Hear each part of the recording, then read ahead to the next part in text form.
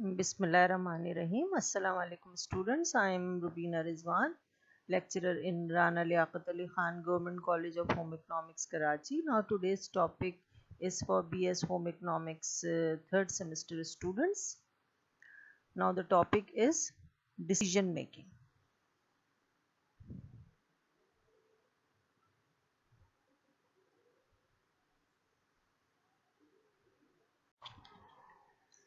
Now introduction. Now first we will discuss that what is decision. Now a decision can be defined as a course of action purposely chosen from a set of alternatives to achieve desired goal. Now what is decision making? Now decision making is an essential aspect of modern management. It is a primary function of management and are important as they determine both managerial and organizational actions. So decision is a choice from among a set of alternatives, or we can say that decision making involves the selection of course of action from among two or more possible alternatives in order to arrive at a solution for a given problem. So decision making process is continuous and indispensable component of managing any activity or project. So we can say that no decision comes as end in itself. It may involve new problems to solve. When one problem is solved, another arises, and so on, such that decision making process, as said earlier, is a continuous and dynamic, and we can say that decisions are made to sustain the activities.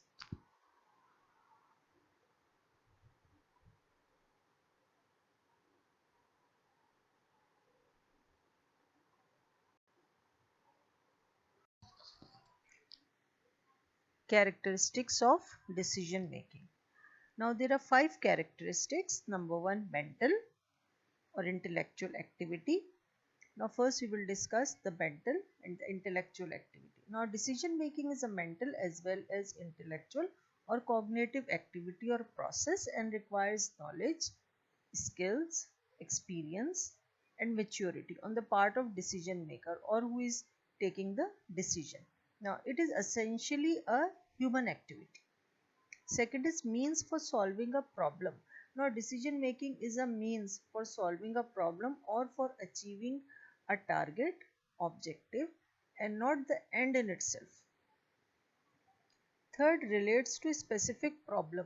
Decision making is not identical with problem solving, but it has its roots in a problem itself. So we can say that when we want to solve any of the problem, first we have to thoroughly study that problem and then we will get the solution, because the solution lies in itself in the problem. Now fourth is time consuming activity. Decision making obviously is a time consuming activity as various aspects need careful consideration before taking final decision. So for decision makers, various steps are required to be complete. Now last one is needs effective communication. Now decision taken needs to be communicated to all the concerned people for suitable follow-up action. Now decisions taken will remain on paper if they are not communicated to the concerned persons. So following actions will not be possible in the absence of effective communication.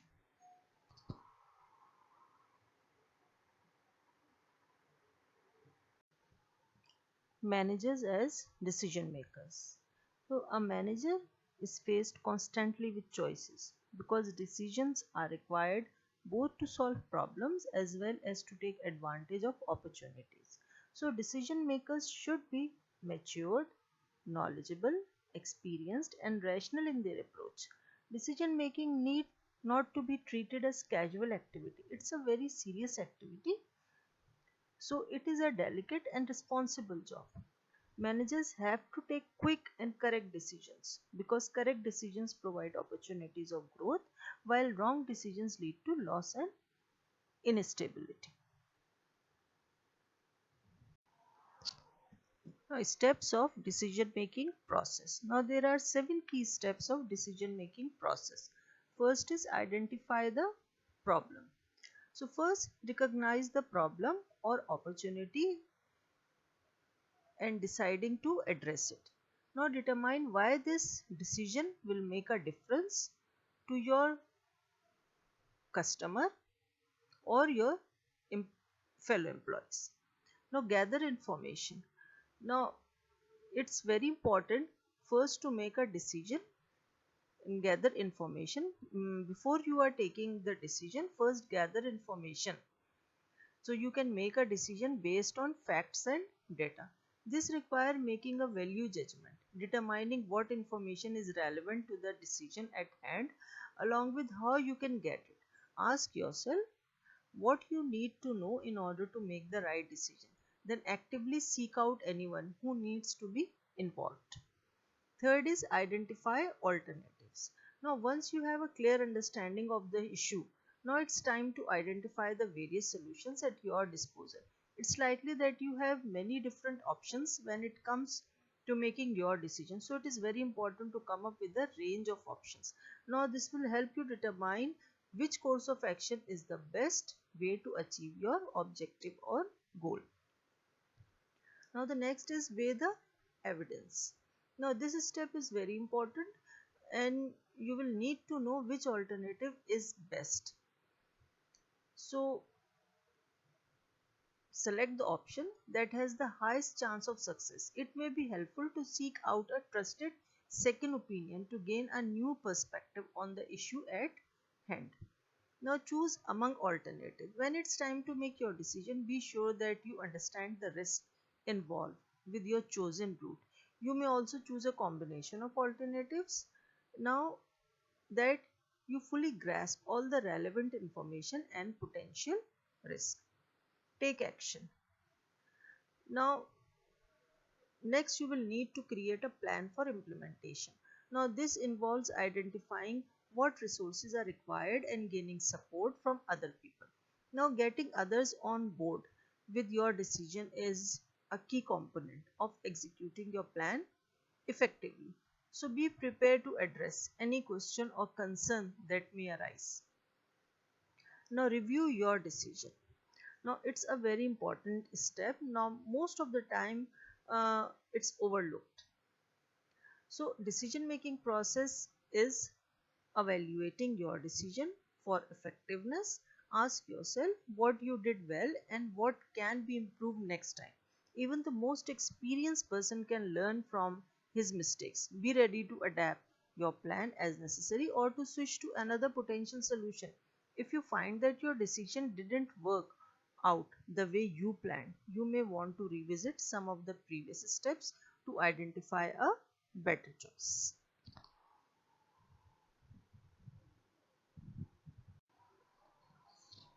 Now, approaches to decision making. Now there are two major approaches to decision making. First is authoritarian and the second is the group. Now in authoritarian, the manager makes the decision based on the knowledge he can gather. Then he must explain the decision to the group and gain their acceptance also. Second is the group. Now the group shares ideas and analyze the ideas and then agree upon a decision to implement. So many studies shows that the group often has values, feelings and reactions quite different from the managers.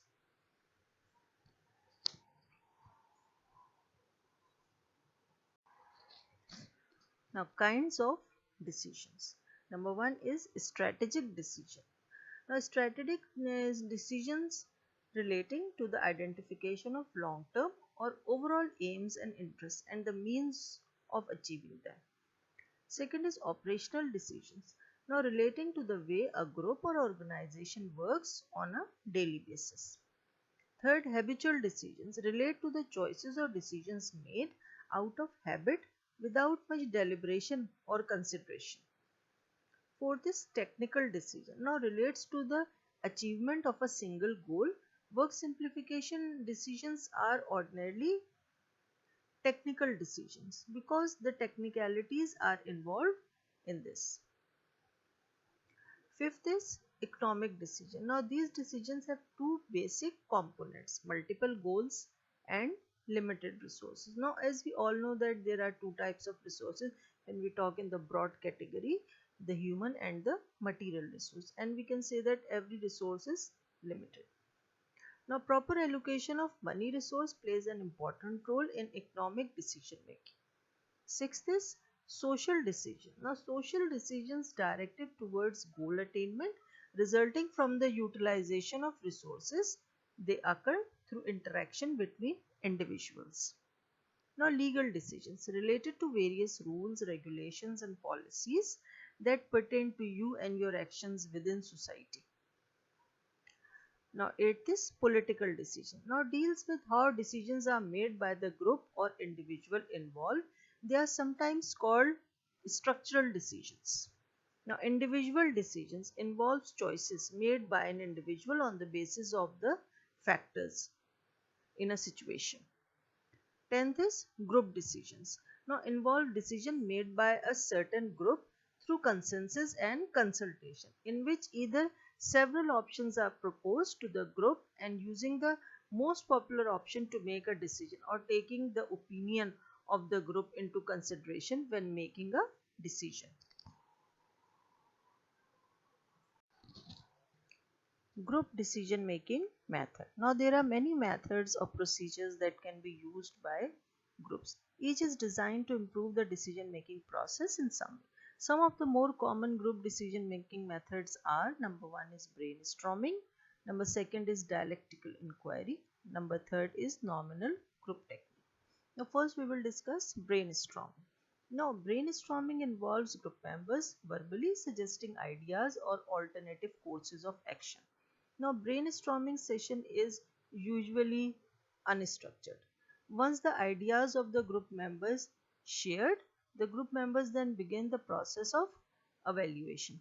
Then brainstorming is a useful means by which to generate alternative, but does not offer much in the way of process for the evaluation of alternatives or the selection of a proposed course of action. Now, dialectical inquiry. Dialectical inquiry is a group decision technique that focuses on ensuring full consideration or deliberation of alternatives.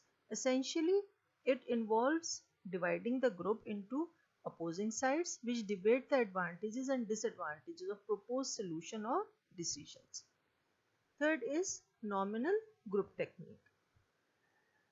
Now, the nominal group technique is a structured decision making process, or we can say that it's a formal technique. Now, in which group members are required to propose a comprehensive list of their ideas or proposed alternatives in writing. The group members usually record their ideas. Now, once they finish, each group member share the ideas and then or alternatives. And then once all the proposals are listed, the group engages in a discussion of the listed alternatives which end in some form of ranking or rating in order of preference.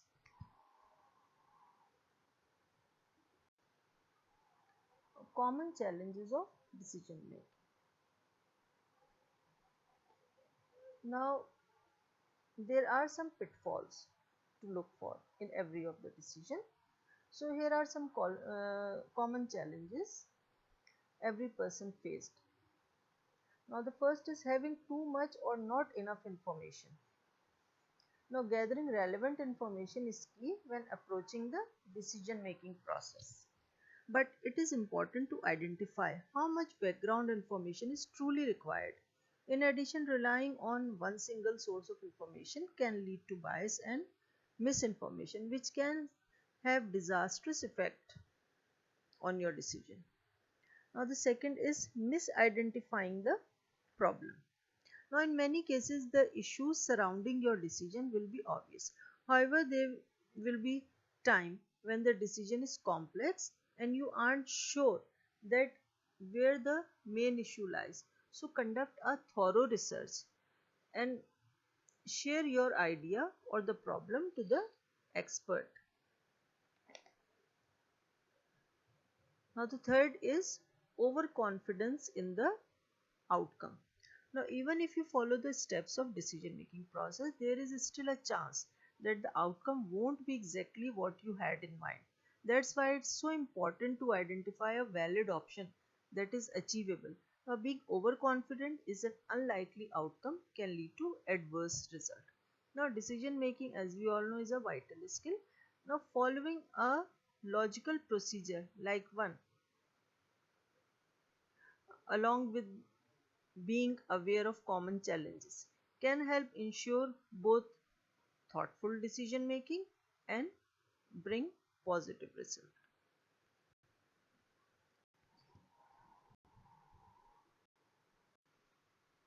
Thank you, students.